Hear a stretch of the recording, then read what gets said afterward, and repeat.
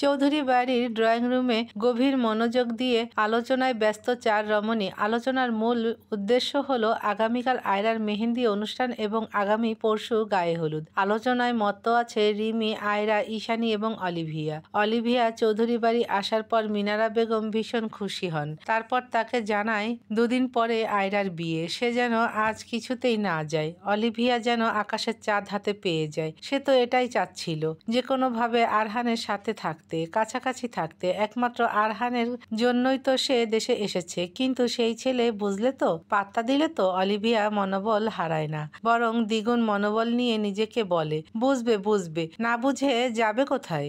আরহানের জীবনের একমাত্র মেয়ে সেই হবে, আর কাউকে সে আসতে দিবে না, কখনোই না। এসব ভেবেই মৃদু হাসি দেয় অলিভিয়া। তারপর মুখ ফিরিয়ে বলে মিনারা বেগমকে, আয়রার বিয়ে আমি তো জানি না আন্টি, তোমার ছেলেটা কিছু বলেনি আমায়। মিনারা বেগম একগাল হেসে বললেন, তুমি এসেছো এখন, আর যেতে দিচ্ছি না। কাল থেকে এমনিতেই মেহমান আসতে শুরু করবে, একদম বিয়ে শেষ করে যাবে, কেমন?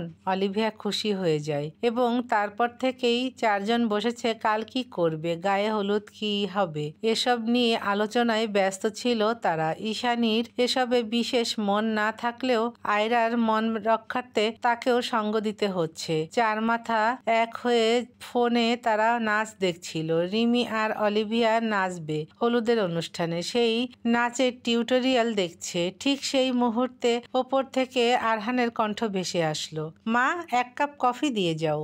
আরহানের কণ্ঠস্বর পেয়ে চট করে উঠে দাঁড়ায় রিমি। এক প্রকার হন্তদন্ত হয়ে ছুটে যায় রান্নাঘরে। আরহানের মন মতো কফি বানিয়ে চলল আরহানের রুমের দিকে। অলিভিয়া সবকিছু খেয়াল করলো নিখুঁত চোখে। তার মন বলছে এটা শুধু কাজিনদের মধ্যে স্বাভাবিক মেলবন্ধন না, বরং রিমির মনে রয়েছে সুপ্ত অভিলাষা। সে রাগে নিজের হাত মুষ্টিবদ্ধ করে নেয়। কপালের রগ ফুলে ফুটে ওঠে অলিভিয়ার। তার আরহানের দিকে নজর, এত বড় সাহস! রিমি কফি নিয়ে আরহানের রুমে যায়। দেখতে পায় আরহান ল্যাপটপে মুখ গুজে কাজ করছে। রিমিকে তখনও খেয়াল করেনি। রিমি কফির মগ এগিয়ে দিয়ে লাজুক স্বরে বলে, আপনার কফি। আরহান ল্যাপটপেই মুখ গুজে বলে, রেখে দে টেবিলে। রিমি টেবিলে রেখে দিয়ে ঠায় দাঁড়িয়ে রয়। আরহান মাথা তুলে চায় রিমির পানে, ভ্রু উঁচিয়ে জিজ্ঞেস করে, কিছু বলবি? ইস, এই লোকটা এত সুন্দর কেন? তার কথা বলার ধরন, প্রতিটি অঙ্গভঙ্গি, চোখের চাহনি এত প্রবলভাবে কেন টানে রিমিকে? এই যে এখন ভ্রু উঁচিয়ে কথা বলল, কি মারাত্মক না লাগলো রিমির কাছে। এইসব ভেবে রিমি তার দুই ঠোঁট ভিজিয়ে ঢোক খায়। তারপর কোনো রকম কিছু না বলে চলে যায়। চৌধুরী বাড়িতে আত্মীয় স্বজন আসতে শুরু করেছে। আগামীকাল হলুদ এবং তারপর দিন বিয়ে। আজ সন্ধ্যায় ছোট করে বাড়ির মেয়েগুলো মেহেন্দি অনুষ্ঠান রেখেছে। চারদিকে মানুষের আনাগোনা। বিয়ের তোড়জোড় যেন চৌধুরী বাড়ির নতুন রূপ নিয়েছে। সকালের নাস্তার জন্য খাবার টেবিলে উপস্থিত হয় ঈশানী। দেখতে পায় মোটামুটি সকলে খেতে বসেছে। ঈশানীকে দেখে রনি একটা বিশ্রী হাসি উপহার দেয়। ঘৃণায় মুখ ফিরিয়ে নেয় ঈশানী। তারপর রান্নাঘরে চলে যায় ছোট মাকে সাহায্য করতে। এদিকে রনির মুখে লেপ্টে থাকে এক দুর্বিষহ হাসি, চোখে অজানা কোনো রহস্য, ক্ষোভ। মেহেন্দি অনুষ্ঠান উপলক্ষে ছাদে ছোট করে ডেকোরেশন করেছে মেয়েরা। আয়রার ভীষণ শখ ছিল মেহেন্দি অনুষ্ঠানের, তাই তার কাজিন মহল ও বন্ধুরা মিলে এই ছোট্ট অনুষ্ঠান উপহার দিয়েছে ওকে। বাড়ির গুরুজনরা এদিকে আসেনি। আয়রা সুন্দর একটি গাঢ় গোলাপি, ইংরেজিতে যেটাকে বলে হট পিঙ্ক রঙের হালকা কাজের একটি লেহেঙ্গা পরেছে। সেজেছে ও দারুণভাবে। আর বাকি সকলে মিলিয়ে নিজেদের জন্য সবুজ রঙের চুড়িদার নির্বাচন করেছে। ঈশানী, রিমি, অলিভিয়া সহ বাকি সকলে মিলে মেহেন্দি দেয়ার উদ্দেশ্যে ছাদে এসেছে। বক্সে উচ্চ শব্দে বাজছে, মেহেন্দি লাগা কে রাখনা, ডোলি সাজা কে রাখনা। আয়রাকে মেহেন্দি দিয়ে দিচ্ছে মেহেন্দি আর্টিস্ট, সেই সাথে অন্যদেরও দিয়ে দিচ্ছে অন্য আর্টিস্ট। ঈশানী, অলিভিয়া, রিমিও বসে পড়েছে মেহেন্দি দিতে। ঈশানীর মেহেন্দি দেয়া আগেই শেষ। সে সিম্পল ডিজাইন পছন্দ করেছিল, যেটা তাড়াতাড়ি দেয়া হয়। ঈশানী হাতে মেহেন্দি নিয়ে বসেছিল। তখন আয়রা ডেকে বলল, ইস্যু, আমার ফোনটা ঘরে রেখে এসেছি, একটু এনে দিবি? ঈশানী মাথা দুলিয়ে ছাদের গেট পেরিয়ে নিচে নামতে লাগলো। ছাদের থেকে নামতে হাতের বামে রয়েছে স্টোর রুম, সেদিকটাই সচরাচর কেউ যায় না। সন্ধ্যা পেরিয়ে এখন রাত নেমেছে শহরের বুকে। ঈশানী ৩-৪ সিঁড়ি পার করে নামতেই পিছন থেকে একটি দানবীয় হাত চেপে ধরে ঈশানীর মুখ। ঈশানী ছোটার জন্য ছটফট করে, আগন্তুকের হাতে কিল ঘুষি দিতে থাকে, কিন্তু লাভ হয় না। উল্টে সেই আগন্তুক ঈশানীর মুখ চেপে ধরে নিয়ে যায় সেই পরিত্যক্ত স্টোর রুমে। ঈশানী বুঝতে পারে কিছু একটা খারাপ হতে চলেছে। সে ঘাবড়ে যায়, ভয় পেয়ে যায়, মাথা কাজ করে না তার। তাকে যখন স্টোর রুমে নিয়ে আসে তখন সে ভয়ে আরও সিটিয়ে যায়। তখনই তার ঘাড়ের ওপর কারো উত্তপ্ত নিঃশ্বাস পায় এবং শুনতে পায় ফিসফিসিয়ে বলা কথা, ঈশ্বরানী, বলেছিলাম না ভয়ঙ্কর শাস্তি দেব? আমাকে থাপ্পড় মারার ফল আজকে পাবে তুমি। তোমার সারা শরীর কলঙ্কিত করব আমি, যেই কলঙ্ক নিয়ে তুমি সমাজে দাঁড়াতে পারবে না। সবাই তোমাকে ছিছা দিবে, সেই কলঙ্কে কলঙ্কিত করব তোমায় আজ। আতঙ্কে ঈশানীর সর্বাঙ্গ কাঁপতে থাকে, নিজেকে বাঁচানোর জন্য অনবরত ধস্তাধস্তি করতে থাকে। শেষে গিয়ে এক প্রকার কামড় বসায় মুখের ওপর থাকা রনির হাতে। রনি মৃদু আর্তনাদ করে ঈশানীর মুখ ছেড়ে দিতে ঈশানী পলানোর চেষ্টা করে, কিন্তু আজ ভাগ্য ঈশানীর সহায় নেই। দরজার কাছে যাওয়ার আগে চুলের মুঠি ধরে ফেলে রনি। ঈশানীর চুলের মুঠি ধরে ঘুরিয়ে তার গালে একটি থাপ্পড় বসায়। ঈশানী গিয়ে আছড়ে পড়ে মেঝেতে, ঠোঁট কেটে রক্ত বেরিয়ে আসে। ডুকরে কেঁদে ওঠে ঈশানী। কিভাবে বাঁচবে সে? কিভাবে পালাবে এখান থেকে? এই মানুষরূপী জানোয়ার রাক্ষস থেকে সে কি নিজেকে বাঁচাতে পারবে? ঈশানী এবার জোরে চিল্লাতে থাকে, কেউ আছো? বাঁচাও আমাকে, এই শয়তান থেকে আমাকে রক্ষা করো, হে আল্লাহ, আমাকে সহায়তা করুন। ঈশানীর চিৎকারে রনি হেসে ওঠে, বিকৃত সেই হাসি দিয়ে বলে, গানের আওয়াজ পাচ্ছ না ডার্লিং? তোমরা না মেহেদি অনুষ্ঠানে আছো, গান বাজিয়ে এনজয় করছিলে, সেই গানের নিচেই চাপা পড়ে যাবে চিৎকার। কেউ শুনবে না, কেউ দেখবে না, কেউ আসবে না বাঁচাতে। বিয়ে বাড়ির এত মানুষের ভিড়ে তোমাকে কে খুঁজবে? চিল্লাও, আরো চিল্লাও, তুমি যত চিল্লাবে তোমাকে ততটা যন্ত্রণা দিয়ে কলঙ্কিত করব। ঈশানী এবার হাউমাউ করে কেঁদে উঠল, হাত জোর করে মিনতি করে বলল, আমাকে ছেড়ে দেন রনি ভাই, প্লিজ, আমার এত বড় ক্ষতি করবেন না, আমাকে ছেড়ে দিন প্লিজ। রনি যেন পৈশাসিক আনন্দ পেল ঈশানীর অনুনয়ে। মুখে শয়তানি হাসি রেখে এগিয়ে গেল ঈশানীর দিকে। ঈশানী পেছাতে লাগলো আর অনুনয় বিনয় করতে থাকলো। রনি কিচ্ছু শুনল না, হাত বাড়িয়ে টেনে ফেলে দিল ঈশানীর ওড়না, ছিঁড়ে ফেলল ঈশানীর ডান হাতের জামার কিছু অংশ। ঈশানী হাতের কাছে থাকা পুরনো ফুলদানি দিয়ে রনির মাথায় আঘাত করলো। রনির কপাল কেটে কিছুটা পিছিয়ে গেল, কপাল বেয়ে রক্ত বেরোচ্ছে। ঈশানী এই ফাঁকে দৌড় দিতে গেলে রনি খপ করে ঈশানীর পেটে বাহু জড়িয়ে নিজের কাছে নিয়ে আসে। ঈশানীর পেটে রাখা তার হাতের নখ ডেবে দেয় ঈশানীর পেটে। ঈশানী ব্যথায় আর্তনাদ করে ওঠে, পা দিয়ে অনবরত লাথি দিতে থাকে রনিকে। রনি হিসিয়ে বলে, তোর তেজ কমাবো আমি আজ। এখানে আমার কাছে বন্ধ হয়েও তোর তেজ কমে না? তোর শরীরের প্রতিটি অঙ্গের তেজ কমাবো আজ, তোকে ছিন্ন ভিন্ন করে খুবলে শেষ করে দেব। বলেই ঈশানীর ঘাড়ে কামড় বসায়। ঈশানী ব্যথায় ঘৃণায় মুখ খিচিয়ে নেয়। পরক্ষণেই রনির গোপনাঙ্গে এক লাথি বসায়। রনি ব্যথায় মুচড়ে ওঠে। ঈশানীকে ছেড়ে দিলে ঈশানী দৌড়ে দরজা খুলতে যায়, তার আগেই আবার তাকে ধরে ফেলে রনি। আরো হিংস্র রূপ নিয়ে ধরে ফেলে ঈশানীর হাত। ঈশানীর গাল চেপে ধরে হিসিয়ে ওঠে।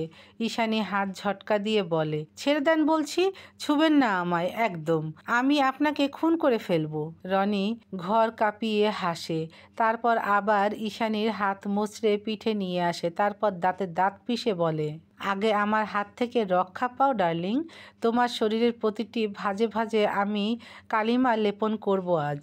ঈশানী মনে প্রাণে আল্লাহকে ডাকছে, আজ কি তবে তাকে তার সম্ভ্রম হারাতে হবে? ঈশানী হাউমাউ করে কেঁদে ওঠে। হঠাৎ বাইরে থেকে কারো জুতার খসখসে আওয়াজ পাওয়া যায়। ঈশানী যেন আশার আলো দেখতে পেল। সে কিছু বলবে তার আগেই রনি তার মুখ চেপে ধরে। ঈশানী মুখ বন্ধ অবস্থায় শব্দ করে গোঙাতে থাকে। রনি লক্ষ্য করলো বাহিরে আর গানের শব্দ নেই। সে কিছুটা ভীত হলো, তবে তাকে ভয়ে কাবু করতে পারল না। তাকে এই মুহূর্তে এক পৈশাচিক নেশায় কাবু করেছে। সে ঈশানীর মুখ শক্ত করে চেপে ধরেছে। ঈশানীর মুখে হাত থাকায় সে শব্দ করতে পারছে না। হঠাৎ করে বাহিরে পায়ের আওয়াজও থেমে গেছে।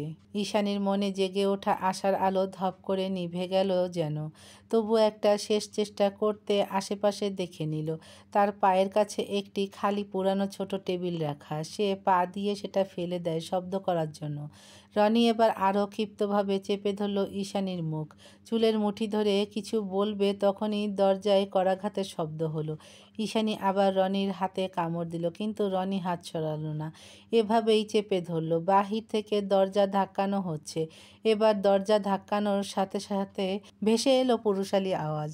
ভিতরে কে? কে ভিতরে? দরজা খুলো বলছি এখনই। আকাশে সুন্দর ঝলমলে চাঁদ উঠেছে। চারিদিকে মৃদুমন্দ বাতাস বইছে, হয়তো বা ঝড়ের পূর্বাভাস। ছাদে উপস্থিত কয়েকজন যুবতী মেয়ে তাদের নিষ্কর্মে ব্যস্ত। কেউ হাসছে, কেউ নাচছে, কেউ গাইছে। আয়রার মেহেদি দেওয়া প্রায় শেষের দিকে। সেই কখন ঈশানীকে পাঠিয়েছে ফোনটা আনতে। মেয়েটার এখনো আসার খবর নেই। এদিকে তার বরমশাই পই পই করে বলে দিয়েছেন মেহেদি দেয়া হলে যেন সর্বপ্রথম তাকে ছবি তুলে দেয়া হয়। সে পাশে ফিরে রিমিকে একবার দেখে নিল। মেয়েটার এখনো দেয়া হয়নি মেহেদি। তবুও রিমিকে বলল, এই রিমি, ইস্যুকে কখন পাঠিয়েছি ফোনটা আনতে, এখনো আসার খবর নেই। তুই গিয়ে একটু দেখে আসবি প্লিজ। রিমি আচ্ছা বলে মেহেদি আর্টিস্টকে থামিয়ে উঠে দাঁড়ালো। নাচতে নাচতে এগিয়ে গেল নিচে নামতে। প্রথমেই গেল আয়রার রুমে। গিয়ে দেখে বিছানার ওপর ফোন রাখা। ঈশানী কোথাও নেই। রিমি ভ্রুকুঁচকে এগিয়ে গিয়ে ফোনটা নিল। তারপর ভাবতে লাগলো মেয়েটা গেল কই। আয়রার রুম থেকে বেরিয়ে সোজা রান্নাঘরের দিকে গেলেন মিনারা বেগমের কাছে। মিনারা বেগমকে জিজ্ঞেস করলেন, ফুপি, ইস্যু কোথায় গো? দেখেছো? মিনারা বেগম হাতের কাজে ব্যস্ত হয়েই বলল, তোরা তো সব একসাথে ছাদে গেলি মেহেদি দিতে, সেখানেই তো ইস্যু। আরুপু ওকে ফোন আনতে আরও 30 মিনিট আগে নিচে পাঠিয়েছে। ওর কোনো দেখা না পেয়ে আমি নিচে এসে ফোন নিলাম, কিন্তু ওকে আর পাচ্ছি না, রিমি বলল। মিনারা বেগম তেমন গুরুত্ব দিলেন না, বরং বললেন, আছে হয়তো এদিক কোথাও, খুঁজে দেখ। আমার হাতে অনেক কাজ রে। তখনই আরহান আসলো মিনারা বেগমের কাছে। এসে জিজ্ঞেস করলো, মা, মইটা কোথায়? বাহিরে ডেকোরেটরের লোকদের লাগবে। মিনারা বেগম চাইলেন ছেলের দিকে, তারপর বললেন, স্টোর রুমে আছে হয়তো, একটু গিয়ে খুঁজে দেখ না বাবা। আরহান সেদিকটায় পা বাড়ালো। রিমি দৌড়ে পিছু নিল আরহানের। আরহান সামনে আর সে পিছু হাঁটছে। কয়েক সিঁড়ি ওঠার পর আরহান পিছু ফিরে চাইল। রিমি দ্রুত একটু হাসার চেষ্টা করে বলে উঠল, আমি ছাদে যাচ্ছিলাম। আরহান সরে দাঁড়ায়। ওকে আগে যেতে বললে রিমি পা দাপিয়ে চলে যায়। এই লোকটা সবসময় তাকে অবহেলা করে। একটু একসাথে গেলে কি এমন হতো বলেই মুখ বাঁকায়। রিমি ছাদে গিয়ে প্যাঁচার মতো মুখ করে ফোনটা এগিয়ে দেয় আয়রাকে। আয়রা ফোনটা নিয়ে জিজ্ঞেস করে, কি হয়েছে আর ইস্যু কোথায়? রিমি নিজেকে স্বাভাবিক করে তারপর বলে, ইস্যুকে তো কোথাও পেলাম না, ফুপিও দেখেনি। আয়রার এবার একটু চিন্তা হতে লাগলো। কোথায় গেল মেয়েটা? সে ফোন দিল ঈশানীর ফোনে। ফোনটা তার পাশেই বেজে উঠল। কপালে চিন্তার ভাঁজ পড়ল। আয়রা উঠে দাঁড়ালো। ঈশানী কখনো এমন করে না। কোথাও গেলে অন্তত বলে যায়। আর এত রাতে যাবেই বা কোথায়? বাড়ি ভর্তি মানুষ। সে নিজের হাত উঁচু করে নিয়ে কোনো রকম পা বাড়ায়। আরহান স্টোররুমের সামনে যায়। দরজার বাহির থেকে খোলার চেষ্টা করছে সে, তবু সে দরজা খুলতে পারছে না। আরহান ভাবলো হয়তো দরজা লক করা। আবার পা ঘুরিয়ে নিচের দিকে যেতে লাগলো চাবি আনার জন্য। আরহান কয়েক কদম হেঁটে সামনে আসতেই দেখা হয় আয়রার সঙ্গে। আয়রা নিচে নামছিল। আরহানকে দেখে সে জিজ্ঞেস করে, ভাইয়া, তুমি ইস্যুকে দেখেছো? ওকে কোথাও পাচ্ছি না, ফোনটাও ছাদে রেখে গেছে।